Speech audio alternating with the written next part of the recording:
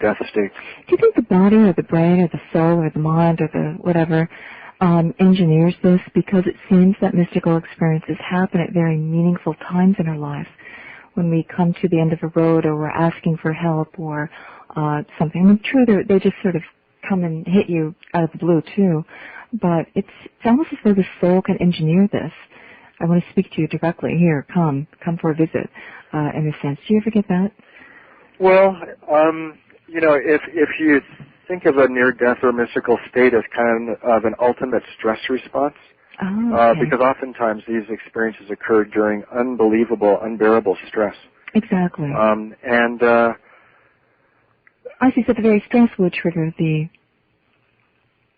experience. I think that I've kind of spelled out a sort of physiological way of looking at stress causing the release of DMT, either from the pineal or from other organs in the body.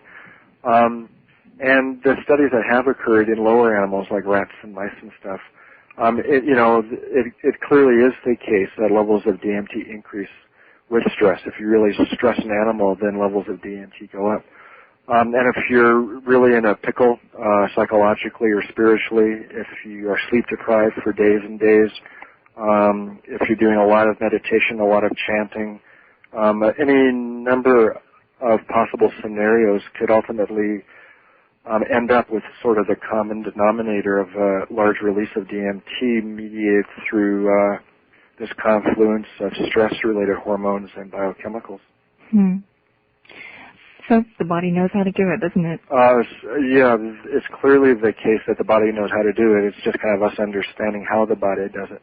And also I think once we understand what's happening in the body, then the questions are, well, what are we supposed to be doing with that information? We are kind of a freewheeling society, especially within the realm of Western science. If we can do it, then we do. So once we figure out what's happening with the body, and if, for example, we can prove that there are certain chemicals released at certain focal moments in our lives, then what do we do with that information? Put all the Pandora's box back together, isn't it? Well, it is Pandora's box, and it's been opened. I didn't open it. I guess I kind of did, for this generation, but it's been open for a long time. And it isn't purely the case that these indigenous cultures have got it together when it comes to these materials.